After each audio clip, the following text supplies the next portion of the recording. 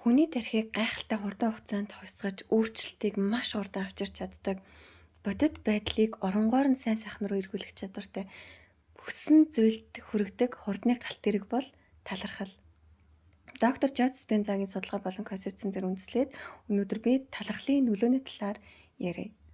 Бидний тарих ихэвчлэн юу болохгүй байна, юу дутуу байна гэдг дээр фокуслж ирсэн. Надад юу дутуу байна, миний эргэн тойронд юу болохгүй байна, хэн болохгүй байна, би хинээс юугаар дутаад байна гэх мэт байхгүй байгаа зүйл болон асуудал дээр фокуслж ирсэн. Тэгээд тэдгэрийг шийдэхин төлөө араас нь явж ирсэн. Яг байнгын ийм төлөвдөр байхад хүний бие болон мэдрэлийн системд ямар мэдээлэл очоод ямар хариултыг үзүүлдэг вэ гэхээр чи байнгын аюулд өртөж шүү, үргэлж чам руу дайралт ирэх чинь шүү, чи байнга аюулд өртөж шүү гэсэн мэдээллийг бидний тарих өгöd байгаа гэсэн. Тэгэхээр бие махбод маань байнгын аюул тохиолдох байгаа юм шиг байдалтай үүргээ авч явж байгаа. За тогтмол ийм стрессийн горимд бие авч яваад хахаар юу болдог вэ гэхээр яг ийм стрессийн төлөвтэй тогтмол явж байгаа хүн бүтээлч байх боломжгүй байдаг. Бүтээлч байдал гэдэг бол цэвэр аюулгүй мэдрэмж өссөн үед хүнээс гардаг зүйл аа. Гүн төвлөрөл, зориулалт, тийм уусан нэгдэл шаардлагатай байдаг учраас орчинд орноосоо аюуллаа ингэж хайж мэдэрж байгаа хамгаалтаа авч байгаа хүн бол хизээж бүтээлч байх тийм боломжгүй. Тэгэхээр урлагийн хүмүүс ингээ нэг зүйлдээ бүрэн төвлөрөөд орчноосоо бараг тасарч иж юмаа хийдэг нь яг тэр survival instinct-ээсээ гарч иж амьд үлдэх зөнгөөсөө гарч иж бүтээлч ертөнцийн бүтээлч үйлдэл ордог. За яг ийм байнгын асуудал болон байхгүй байгаа зүйл дээр фокуслж амьдралаа авч явж байгаа хүмүүстэй дотн дулаан гүн бат харилцаа холбоо үүсэх чадваргүй байдаг. Яагаад гэхээр бусад хүмүүс дандаа өөрлөнд дайрах байгаа юм шиг, бусад хүмүүс өөрийг нь дандаа үүсгэж байгаа юм шиг, ямар нэгэн зүйлийг нь гэмтэгч байгаа юм шиг тийм мэдрэмжтэй явж идэг учраас үргэлж хамгаалтаа авч идэг. Тийм болохоор сул талаа харуулахгүй эмзэг байдлаа ерөөсөө мэдрүүлэхгүй явж идэг болохоор тэр зүйлүүд чи өөрөө гүн бат харилцааны гол орц нь болохоор тэдрийг харуулахгүй болохоор бусадтай холбоо үүсгэж чадхаа болчдөг. Нэг тийм бие барьсан бие чангалсан хүмүүс байдаг. Survival mode дээр яваад байгаа болохоор өөрийгөө гаргаж тавихтаа хаалттай байдаг. За мөн яг байнгын ийм стрессийн төлөв дээр хахаар хүний суралцах чадвар маш мууддаг. Тухайн зүйлийг хүлээж аваад өөрөөрөө бүрэн ингэж оруулаад мэдлэг болгох чадвар нь сул мөн бусадтай хамтрах болон нэгдэх тал дээрээ мөн тотмог байдаг. Яагаад гэхээр бусдад итгэх итгэл нь харьцангуй доогоор байдаг учраас бусадтай нийлж нэгдэх нэгэн зүйлийн нэг хэсэг болохдоо тийм ч сайн уусаж чаддгүй. За хэрвээ бид нар болж байгаа болон байгаа зүйл дээрээ фокуслж амьдралаа авч явдаг бол боломж, потенциал, шийдэл, санаа, хамтрал, хайр, зориг, твчээр гэх мэт дандаа тухайн болж байгаа зүйлүүдийг байгаа зүйлүүдийг чинь дандаа буст хийж өгөх, нэмэгдүүлэх, үржүүлэх тийм боломжууд, нөхцөл байдлууд, үр дүнгууд байнгын тохиолдно. Яагаад гэвэл боломж потенциалуудыг харж байна.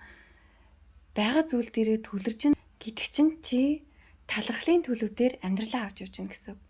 Мэдрэлийн систем чинь бие чинь тархи чинь 50 байна гэсэн. 50 байх үедээ хүн бүтээх чадвартай байдаг.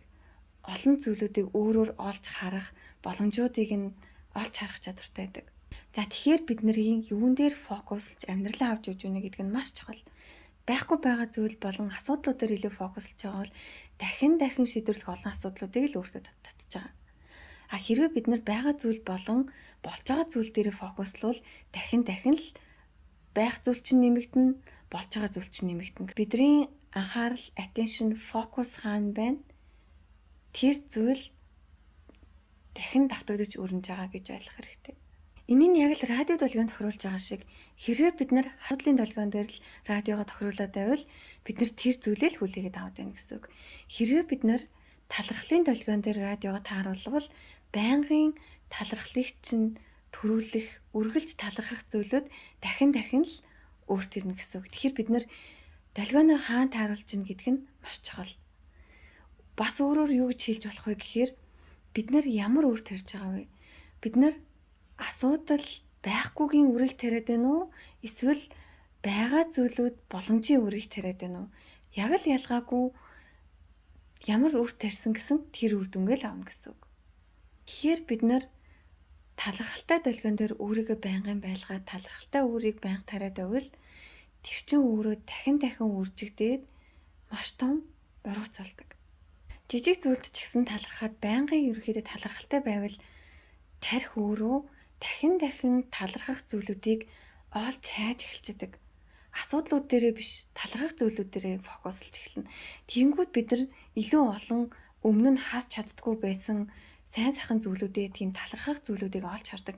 Магадгүй өмнө нь ийм дургу байсан хүнээсээ сайн чанарыг олж харах, асуудал гэж боддог байсан зүйлүүдээсээ ингэж болох байсан биш, энэ нь гоё юм биш гэх мэт өмнө нь хизээж харж чаддгүй байсан, эсвэл дандаа цогтоодаг байсан тэр зүйлүүдээсээ боломжуудыг олж хардаг болно гэсэн.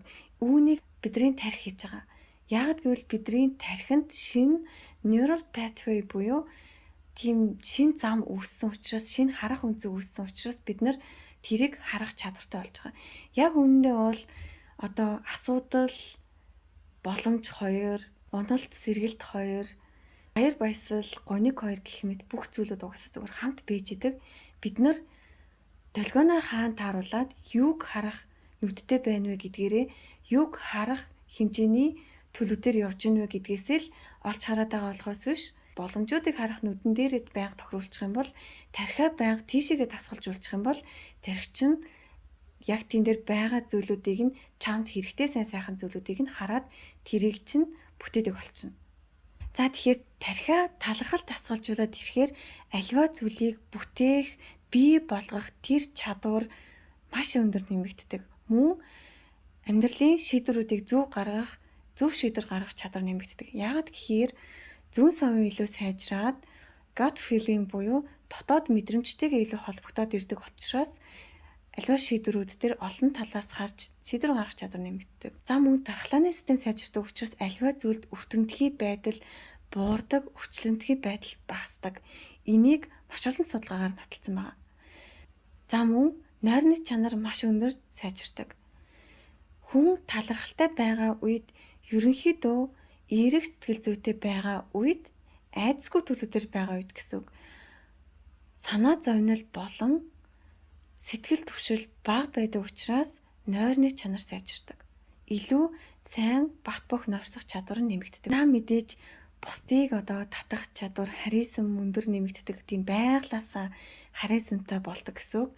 Яг ингээд нэг юм одоо амьдралд идэвхтэй, нээлттэй, аливаа сайн сайхан зүйлийг хүлээж авахд бэлэн, тийм бүх зүйл боломжтой, бүтэмжтэй гэсэн тийм одоо уран зоригтой төлөвдөр байгаа учраас энэ уран зоригтой сэтгэл зүйдээр нь хүмүүс хөвчлэн тэрэн дээр нь татагтаад байгаа гэсэн.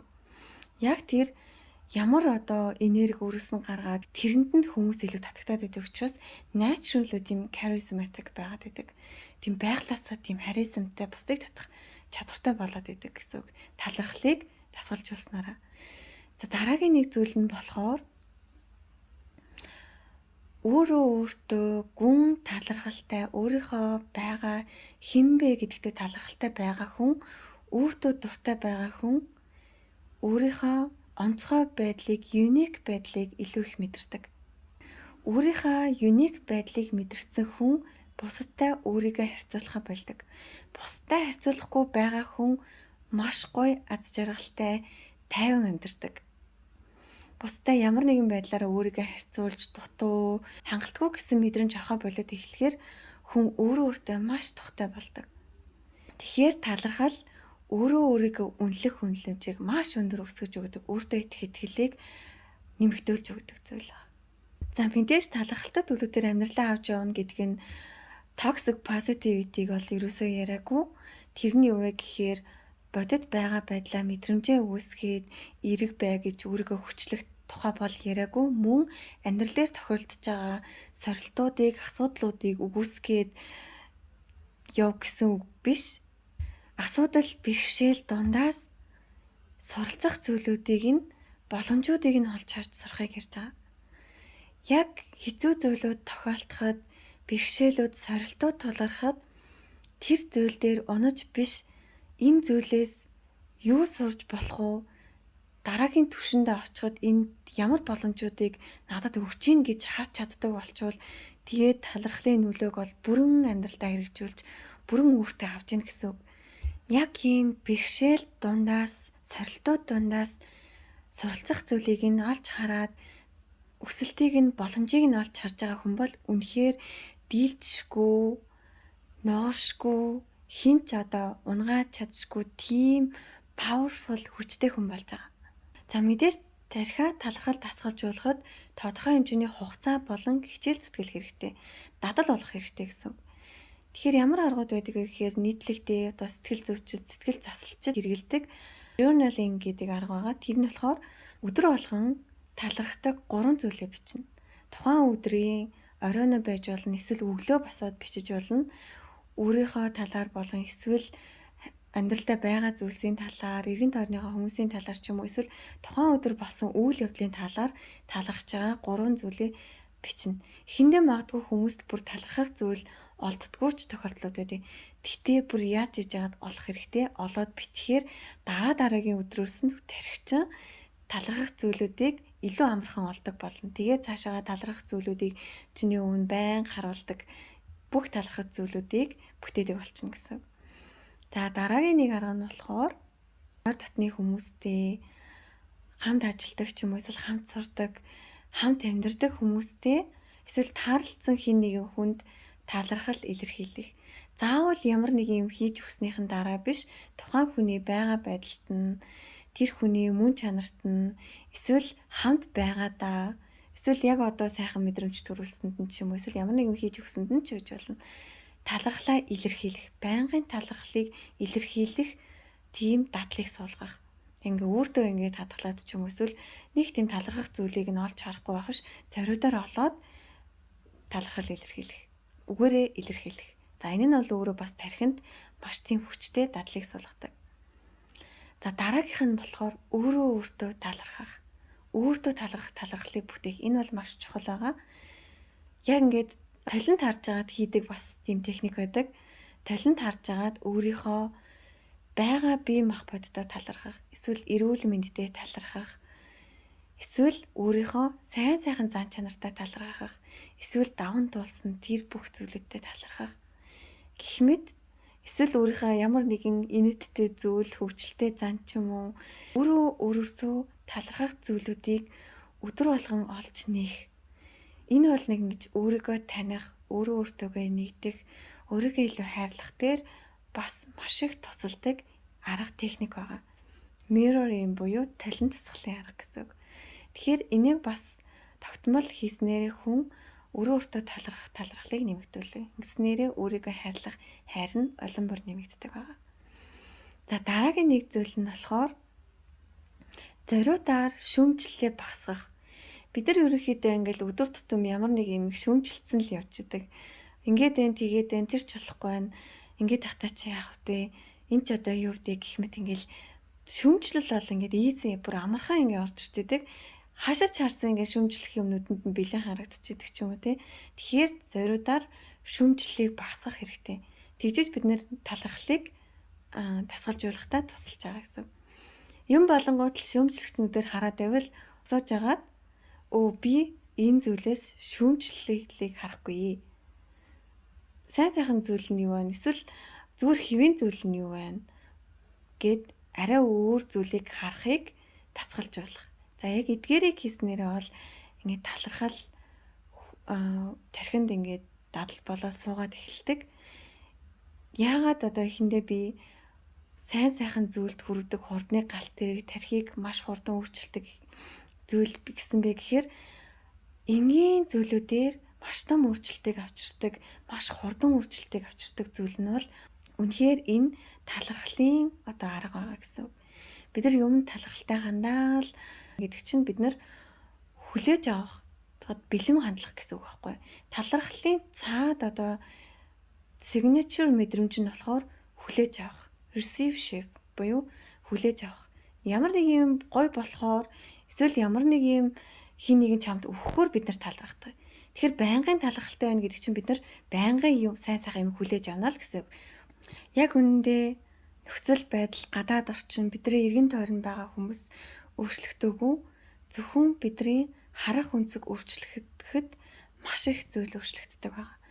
Талархал бол бидний ерөөсөө харж чадахгүй байгаа зүйлийг харуулж өгч байгаа тархийг маань илүү өөр зүйл рүү фокуслж, өөр дадал суулгаж өгж байгаа л хэлбэр байгаа гэсэн.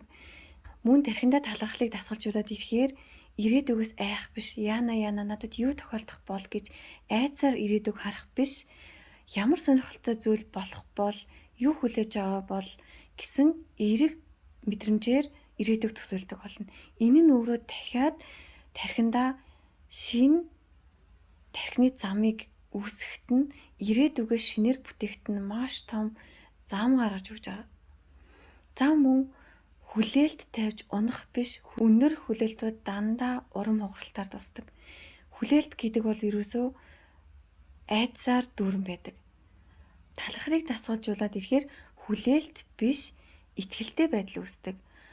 За мэдээж харилцаанууд маш их сайжрна, бүх төрлийн харилцаанууд маш их апдейтэд болно. Яагаад гэхээр тухайн хүмүүсээсээ сайн сайхан зүйлүүдийг нь хараад эхлэхээр харахаа болцсон байсан, магадгүй харж чаддаггүй байсан сайн сайхан зүйлүүдийг хараад эхлэхээр чиний тэр өөрчлөлт чинь нөгөө хүнийхээ тарих, мэдрэмж, сэтгэл хөдлөлт нь өөрчлөлт оруулаад эргээд сайхан үр дүнг, сайхан харилцааг, илүү итгэлийг өөрлөгөө авчирна.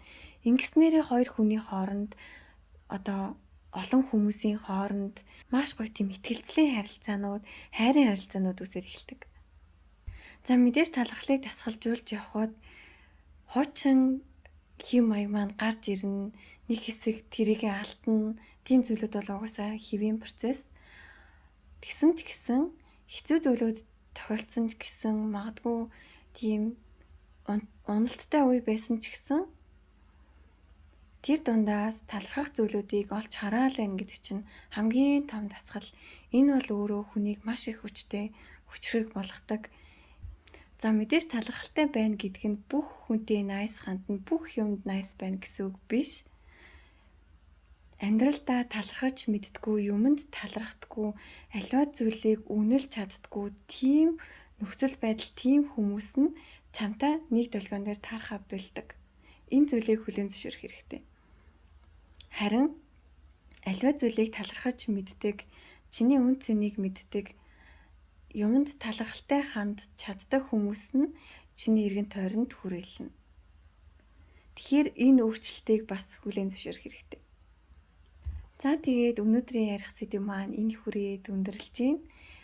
Ярьсан зүйлүүд маань хэн нэгэнд санаа, харах үнцэг, бодол төрүүлсэн байх гэж найдаж байна. Тэгээд баярлалаа.